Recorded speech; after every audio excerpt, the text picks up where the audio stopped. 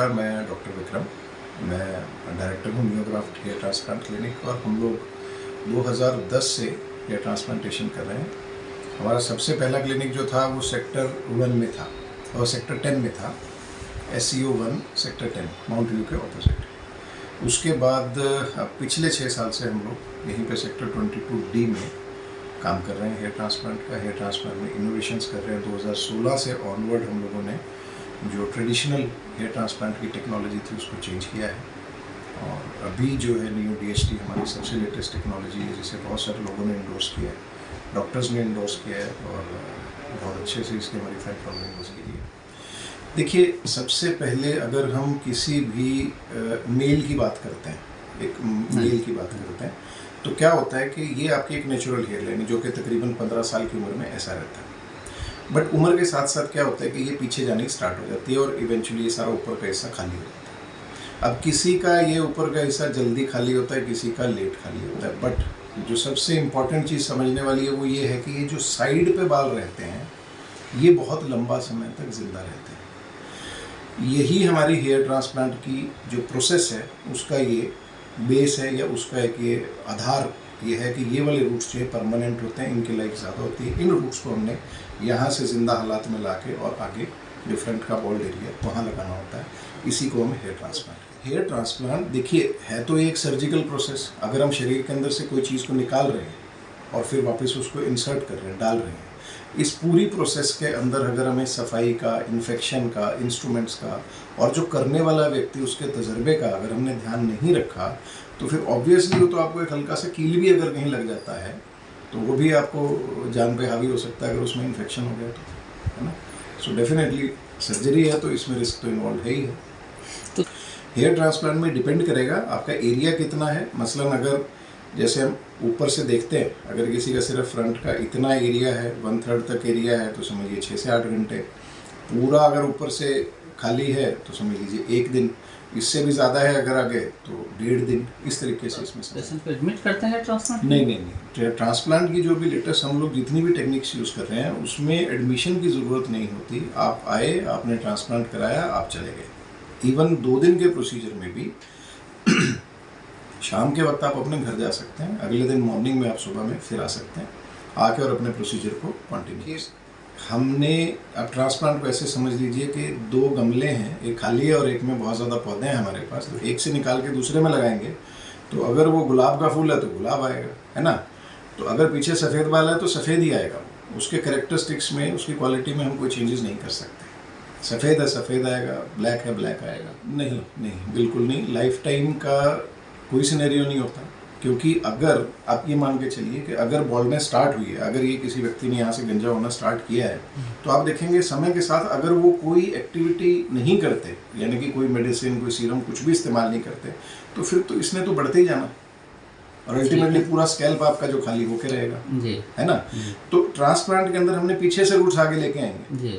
अब अगर आप इनका ख्याल रखना शुरू कर देते हो, इसके लिए बहुत सारे सीरम्स हैं, बहुत सारा मल्टीविटामिन है, बहुत सारी चीज़ें हैं जो हम लोग एडवाइस करते हैं। तो अगर आप वो नियमित रूप से इस्तेमाल करते हैं फिर तो हेयर ट्रांसप्लांट की लाइफ बहुत ज़्यादा। बिल्कुल। ट्रांसप्लांट तो चाहे आप 10 बार करवाइए। अब इसका भी एक लाइव एग्जांपल दूंगा आपको। सलमान खान जी हैं, तो उन्होंने जो पहला ट्रांसप्लांट था 2007 के आसपास करवाया था, तो समहाउ सक्सेसफुल नहीं हुआ। पुरानी जो टेक्निक थी हमारी FUT उससे किया था। फिर उसके बाद 2015-16 में हुआ, फिर उनका 2018 में हुआ। तो इस तरीके से ट्रांसप्लांट को रिपीट किया जा सकता है, उसमें कोई दिक्कत नहीं। तो तकनीक की अगर बात की जाए डॉक्टर साहब, तो पहले की तकनीक और अब की तकनीक में क्या कुछ डिफरेंस भी है? बिल्कुल, डेफिनेटली। पहले क्या होता था कि मान लीजिए हमें यहाँ से बाल निकालने हैं तो हम पूरी स्किन की एक पट्टी पूरी निकाल लेते थे। पूरी स्किन की पट्टी, चमड़ी की, जिसमें बाल भी हैं, चमड़ी भी है, सारा कुछ है, वो सब हम एक्सट्रैक्ट कर लेते थे, काट के निकाल लेते थे और फिर 2 हिस्सों को आपस में सुचर कर देते, टांका लगाते थे। इस पट्टी को माइक्रोस्कोप के नीचे उसमें से ब्लेड से एक एक करके बाल को निकालते थे। ये थी पुरानी टेक्निक। जो उसके बाद लेटेस्ट आई वो थी FUE में, यानी कि ड्रिल से हम एक एक करके रूट को निकालते हैं और फिर एक एक करके ही उसको आगे ट्रांसप्लांट करते हैं। अब ये जो FUE है, सिंगल हेयर को निकाल के लगाना, इसका आगे का जो वर्जन, जो लेटेस्ट हम लोगों ने डेवलप किया है, वो नियो DHT है, जो लेटेस्ट हम लोग अभी कर रहे हैं। जी वो दुनिया में अब तक का सबसे, यूँ समझ लीजिए कि सक्सेसफुल जो प्रोसीजर है वो हम लोगों ने इंडिया में डेवलप किया, नियो DHT। तो इसमें क्या डायबिटीज़ वाले जो मरीज हैं क्या वो भी हेयर ट्रांसप्लांट करा सकते बिल्कुल हैं? करा सकते हैं। किसी भी कंडीशन में, किसी भी प्रॉब्लम के बाद हेयर ट्रांसप्लांट पॉसिबल है। बस इतना है कि मेडिकली, यानी कि उनके ब्लड टेस्ट जो है, फॉर एग्जांपल डायबिटीज़ की बात करते हैं, तो शुगर का अगर कोई पेशेंट है तो HB1AC एक लेवल होता है जिससे हम मापते हैं कि उनका शुगर का कितना कंट्रोल है। जी जी। तो वो अगर हमारा 7 और 7.5 के बीच में है तो इजीली हम कर सकते हैं। बट वही अगर हमारा 12, 12, 13 के आसपास जा रहा है तो इसका मतलब भी उनका शुगर लेवल ठीक नहीं जा रहा, तो उस केस में हम उनको अवॉइड करेंगे, पहले उनका कंट्रोल करेंगे 3 महीना, फिर उसके बाद उनका ट्रांसप्लांट कर सकते हैं। और HIV के केस में अगर कोई HIV पॉजिटिव केस के अंदर सारी की सारी जो रिस्क आता है वो हमारे ऊपर आता है, पेशेंट के ऊपर नहीं। पेशेंट को कहीं कोई तकलीफ नहीं होती है, अगर वो करवाना चाहें वो करवा सकते हैं। हमें हमारी जो प्रिकॉशंस हैं, हमें अपना जो ख्याल रखना है, सर्जिकली करना है, सारा जो उस चीज़ का दायित्व वो हमारे ऊपर आता है कि ग्लव्स हैं, वो स्पेशल तरीके के ग्लव्स होते हैं, इंस्ट्रूमेंट सारे का सारा फिर आपका डिस्कार्ड होता है, कोई भी चीज़ आप रीस्टरलाइज नहीं कर सकते, वो सारी चीज़ हमारे ऊपर है। पर पेशेंट के ऊपर इसका कहीं कोई नेगेटिव इम्पैक्ट नहीं है, वो करवा सकते हैं। आपके यहाँ की क्या खासियत है हेयर ट्रांसप्लांट की? हाँ, मैं आपको बताता हूँ, विद एग्जाम्पल आपको बताता हूँ। ये देखिए, ये देख रहे हैं? जी जी जी। ये एक डेंटल मोटर है, यानी कि इसको डेंटिस्ट लोग इस्तेमाल करते हैं दांतों को, है ना, उसका अपने जो भी प्रोसीजर उसमें इस्तेमाल करते हैं। इस मशीन में 2 खामियां थी। मैंने भी अपना जो करियर इसी से स्टार्ट किया था, 6 साल तक मैंने इसी मशीन से काम किया। पर इसमें समस्या क्या थी कि अगर मैं 100 किसी के ग्राफ्ट लगा रहा हूँ तो रिजल्ट आने पे मैं देखता था कि 100 के अंदर से 80-82 बाल चले, बाकी नहीं चल रहे हैं। वजह नहीं समझ में आ रही थी। हमने लगाए, ईमानदारी से लगाए, काउंटिंग करी, कहीं कोई दिक्कत नहीं है, बट फिर भी हमारे रिजल्ट में फ़र्क आ रहा है। और ये फ़र्क कैसे दिखता था? मान लीजिए हेयर लाइन में हमने 100 ग्राफ्ट लगा दिए, लेकिन आप दूर से देखते ही मालूम पड़ जाता है कि ट्रांसप्लांट कराया हुआ, क्योंकि बीच बीच में जो बाल नहीं ग्रो किए वो आपको बीच में गैपिंग और अननेचुरल सी एक फील देते हैं। इसीलिए ट्रांसप्लांट वाले लोग दूर से पकड़े जाते हैं, जो कि इस टेक्नोलॉजी से था। वहाँ हमने इसकी रिसर्च शुरू करी कि प्रॉब्लम कहाँ आ रही है, तो 2 चीज़ें निकल के आई। एक तो कि ये मशीन जब चलती है तो स्किन के अंदर एंटर करने के लिए इसको जो RPM चाहिए या जो इसको फोर्स चाहिए वो 6000 के आसपास पहुँच जाती है। ये स्पीड पे बेस्ड सिस्टम है, क्योंकि दांतों में स्पीड चाहिए होती है। अब इससे क्या होता था कि 6000 RPM, 6000 राउंड्स पर मिनट पे अगर कोई चीज़ स्किन के अंदर घुस रही है तो वो बाल का जो रूट है उसको भी तो अपने साथ डैमेज करेगी, फ्रिक्शनल डैमेज करेगी। ये आपका बाल है, इसके ऊपर कोई चीज़ 6000 RPM से घूमे तो इसके आसपास के सारे सेल्स को डैमेज करेगी। ये रीज़न था। इसको हमने फिर 2016 से हम इस प्रोसेस को चेंज करते करते करते करते बहुत इनोवेट करी। ये अब हमारा 2023 में कह लीजिए, 2022 एंड से कह लीजिए, ये हमारा इक्विपमेंट हमने लॉन्च किया। नैनो मोटर हम इसको बोल रहे हैं, जस्ट टू डिफ्रेंशिएट करने के लिए कि इससे ये बहुत छोटा साइज है। प्लस सबसे बड़ी बात कि इसकी RPM 600, मतलब ये ऑपरेट होती है केवल 3 वोल्ट्स पे। एक सिंपल जो पुराने मशीन से 10% का हो गया, 10 गुना कम 600 RPM पे ये स्किन के अंदर एंटर करती है। प्लस दूसरी खास बात है कि ये पूरे का पूरा यूनिट डिस्पोजेबल है, यानी कि इसको एक बार एक पेशेंट पे यूज़ कर दिया, उसके बाद ये सारी इसकी जो चीज़ें चेंज होकर फिर से आएगी। जबकि इस डेंटल मोटर के अंदर क्या होता है, सिर्फ एक आगे जो टिप है वो चेंज होती है। इस वजह से इसमें थोड़ा कॉस्ट का भी फ़र्क आ जाता है, वो थोड़ा कॉस्टली पड़ता है, ये थोड़ा अपने को चीपर पड़ता है। दूसरा फ़र्क, जब हम, ये तो एक्सट्रैक्शन का निकालने का मेथड होता है, दूसरा है प्लांटेशन का, जब हम प्लांट करते हैं। अब ये जो ब्लेड आपको दिखा रहा हूँ, ये ब्लेड है, ये ब्लेड है, स्नेक स्लिट बोलते हैं इसमें, हमारा अपना डिज़ाइन है।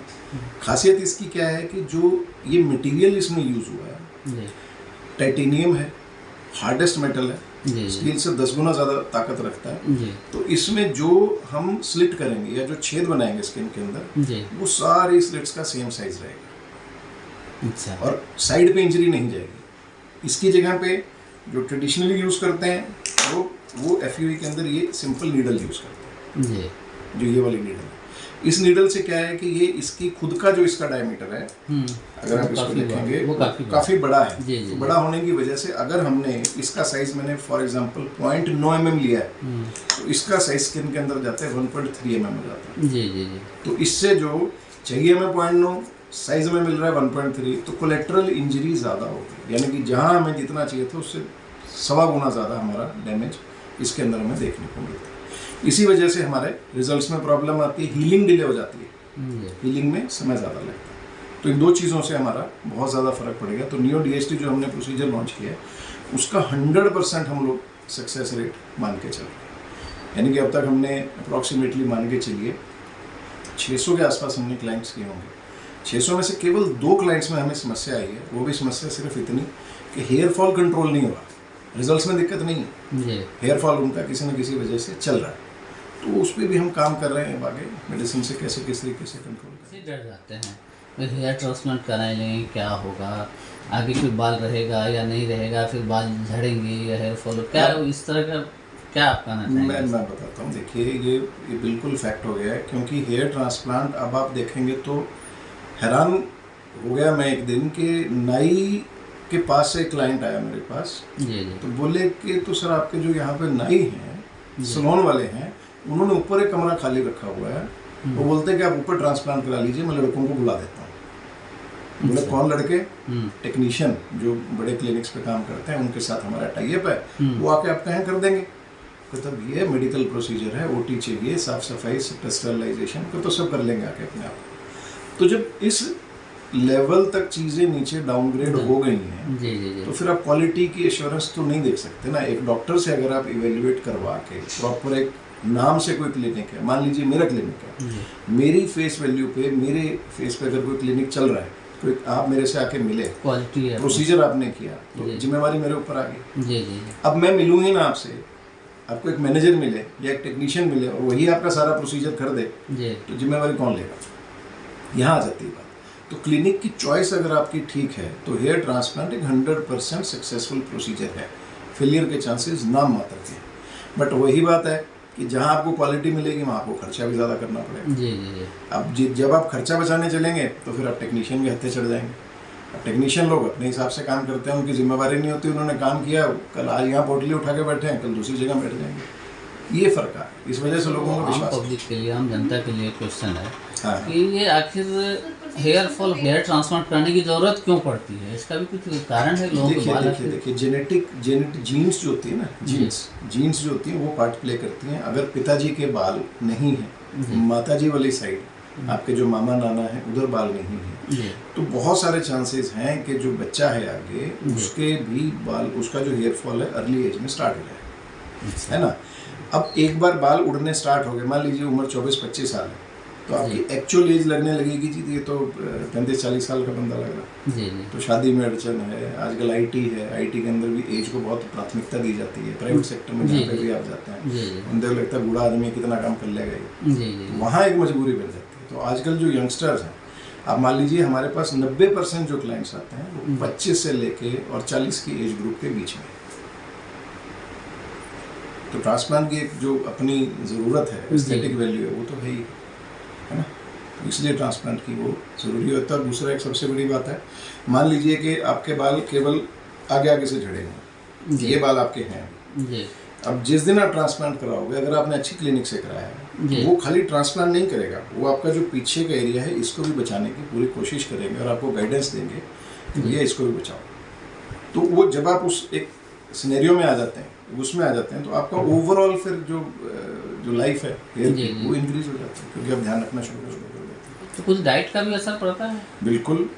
सबसे ज़्यादा जो नुकसान हो रहा है वो मीठे से हो रहा है आज की डेट में। जितना हम मीठा ज़्यादा लेते हैं, मीठे के अंदर आपकी जितनी ड्रिंक्स आ गई, कोल्ड ड्रिंक्स आ गई, जितनी एनर्जी ड्रिंक्स आ गई, या मैदा आ गया, फास्ट फूड आ गया, जितनी भी चीज़ें जो शरीर के अंदर जाके एकदम से एनर्जी देती हैं, ये सारी की सारी चीज़ें आपकी बॉडी के अंदर इंसुलिन रेजिस्टेंस क्रिएट करती हैं और उसकी वजह से टेस्टोस्टेरोन की सिक्रीशन बढ़ जाती है और बाल जल्दी चले जाते हैं। तो इसीलिए यंगर एज ग्रुप के अंदर हमारे पास 16-17 साल के बच्चे बच्चियाँ बहुत आ रहे हैं जिनका कि हेयर फॉल बहुत स्पीड से हो रहा है। रीज़न उसके पीछे जंक फूड है। जो खाना है। मेल में भी ये हो रहा है और फीमेल में भी हो रहा हाँ है। जी, हाँ जी। तो दोनों में कितना गैप है, कितने % महिलाओं को कह सकते हैं कि ट्रांसप्लांट की जरूरत पड़ती है? अभी देखिए, महिलाओं में ट्रांसप्लांट उतना कॉमन हम नहीं करते हैं, क्योंकि महिलाओं की जो प्रॉब्लम है, जिस वजह से उनका हेयर फॉल हो रहा है, वो मेडिकल प्रॉब्लम होती जी जी है। मेडिकल प्रॉब्लम का ट्रीटमेंट हम मेडिसिन से ही करते हैं। जी। तो फीमेल्स के केस में केवल 2 से 3% कैटेगरी ऐसी रहती है जिसमें ट्रांसप्लांट की आवश्यकता पड़ती है, वरना मोर देन 95% केसेस में मेडिसिन से उनका काम चल जाता है। मेडिसिन हो गई, मेडिसिन के बाद पीआरपी ट्रीटमेंट हो गया या जीएफसी हो गया, कुछ एडिशनल ट्रीटमेंट्स हैं, उससे उनका काम चल जाता है। कॉस्ट की बात कर लेते हैं। जो ट्रांसप्लांट की कॉस्ट रहती है, एक अंदाजे से मैं अगर आपको बताऊं, बहुत अच्छी क्वालिटी से अगर हम हेयर ट्रांसप्लांट करते हैं पूरे हेड का, लाइक ऊपर से बिल्कुल भी बाल नहीं दिखाई दे रहे हमें, डॉलर एरिया अगर आपका अच्छा है, अप्रॉक्सीमेटली 90,000 से लेके 1 लाख के बीच में आपका टोटल खर्चा आता है, जिसमें 1 साल का पूरा फॉलोअप और सारी चीज़ें हैं जो पीआरपी करनी है, जीएफसी करनी है, जो भी एडिशनल ट्रीटमेंट है, जो भी आपका सब रिक्वायर्ड है, वो इसके बीच में इंक्लूडेड है। इसमें कुछ मेडिसिन वगैरह लगानी पड़ती सीरम, है? हाँ, जो बालों को स्टिमुलेट करने वो के भी लिए। उसी में ऐड है? वो डिपेंड करता है। अगर बहुत एडवांस स्टेज है तो फिर उसमें कुछ डिफरेंट हायर लेवल की मेडिसिन होती हैं। अगर बहुत सिंपल केस है, लाइक ग्रेड 2 ग्रेड 3 की बॉल्डनेस है, तो उसमें हम बीच में इंक्लूड कर देते हैं।